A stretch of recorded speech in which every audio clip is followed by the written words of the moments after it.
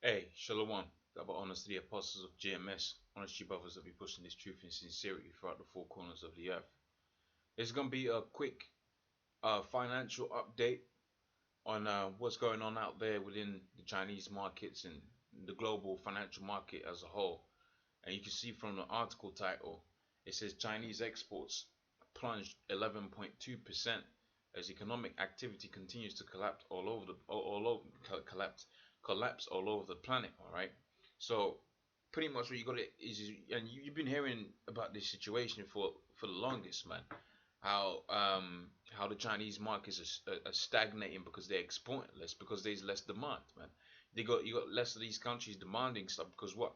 Because a lot of these countries now have got less what you know as disposable income to be buying them Chinese goods, man. All right. So really, China tells a story, and that 11.2% plunge tells only part of the story because really, you could say 11.2% of the market, the whole entire global market, is dwindling, man, because they ain't buying stuff from the Chinese because everything that you have is made in China. All right. So, but really, this figure that they got there, they got a few different figures. Some are saying 20%, of which 20% is a fifth, man. So you imagine a fifth of the whole entire global, some saying South Korea exports, and some of them technologies are coming from South Korea and all of that. So people ain't buying, buying anything, man. They ain't buying nothing. All right. So let me read a little bit of this, and I'm gonna get into this. It's gonna be real quick. Nothing exorbitant or anything like that. Pretty much, we'll see what we're gonna see what they say. So it says if the global economy is in fine shape, then why does all the hard data, all right, and hard data is pretty much, I'll assume that this person is talking about the actual figures that matter. For instance, how much a country is buying and how much a country is actually selling, as opposed to the figures that the indexes and the indices that they push forth. Because really, what they want to do is keep the masses so confused that they don't understand the financial markets. Because as it was quoted by Henry Ford, if the people knew how the financial markets would work, they would actually have an uprising, man. So they make it so confusing that the average person doesn't understand because they're average. All right. So when you're in the amidst a financial crisis like we're in right now, you don't rise up against the government. So the government can easily take your assets, all right, your houses and so on and so forth, which is hard. Those are the hard what you would know as hard. What's the term we use? Hard. That's what you call hard data. All right. And then you got it to where people now really ain't buying houses because they ain't got the money to be doing so. All right. So it says if the global economy is in fine shape, why does all the hard data tell us that the global trade is absolutely collapsing? It says the Baltic's dry index has fallen below 300. See, when you use indices such as the Baltic dry index, what does that mean? All right, that means nothing to the average person. But see, when you put it into the perspective of how much a country has been exporting and how much they're not exporting, then you have two numbers that you can use to get a percentage. All right, basic math. So now you got it to where 11.2% as Chinese exports plunged 11.2%, and so you see that's a figure that you can that the mind that's hard data, right? The average person can compute. All right, which that's a significant amount, man. That's not one, that's not point. We're talking about a large we're talking about a large exporting nation, man.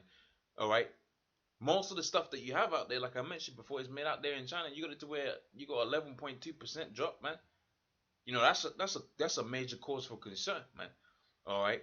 So it says here for the people of this world, but see for us, being that we hope that we're the men of the Lord. We look for stuff like this, man. So that means to say your kingdom is getting ready to be destroyed, man.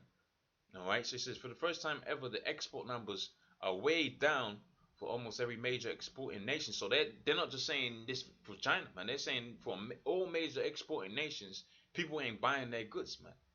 All right, on the entire planet, as you will see below. This includes China. China says the Chinese account for more global trade than anybody else, like I mentioned before, and so the fact that their imports and exports are collapsing, right, precipitously. I believe that's how I pronounce that word, is a huge red flag. It says when less stuff is being bought and sold and shipped around the world, that tells us that real economy is contracting. All right, so the real economy is contracting. All of these indices that they have, they go up and down and so on and so forth. That's just manipulation.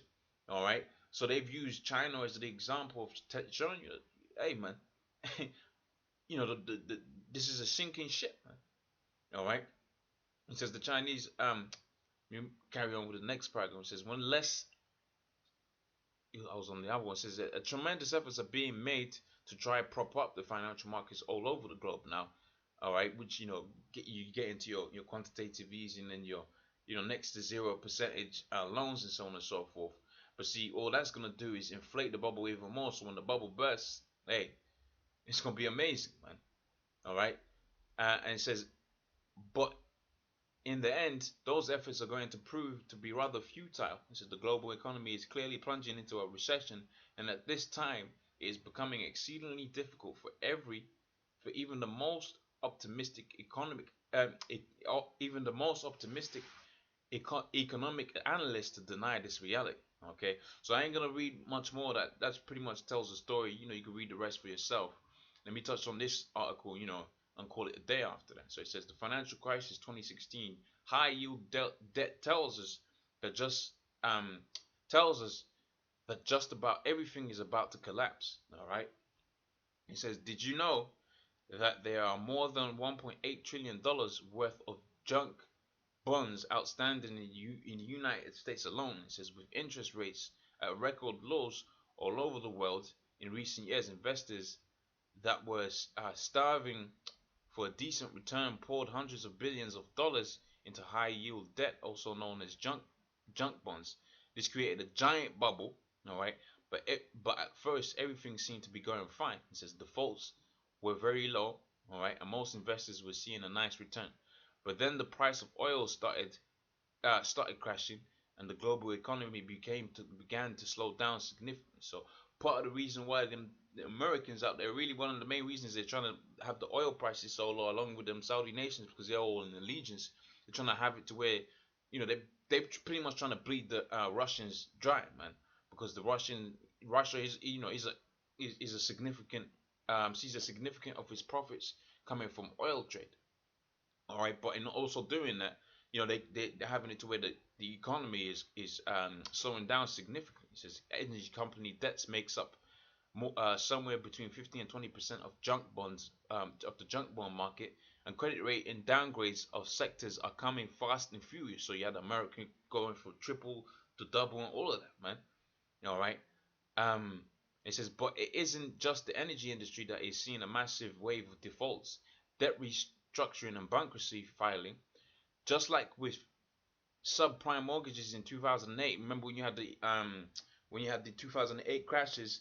That bubble was created by way of them subprime mortgages, and that's why you had that bubble out there in 2008, man, because people were buying up all kind of houses, right? People that couldn't even afford houses, people that didn't even have no good financial history, quote unquote.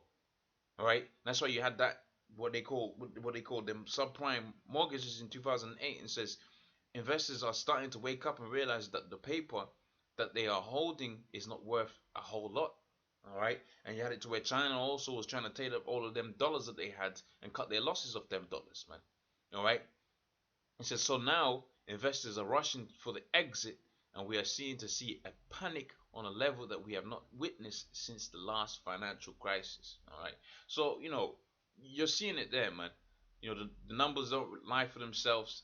All right, and the information that's being presented, man, is pretty much on point, man. All right, so pretty much with that, check out the whole article for yourself. You can check it out. Um, Pretty much with that, I'm gonna say all praise unto Yahweh, Shimi Al Shai, double honors to the apostles of GMS. Shalom.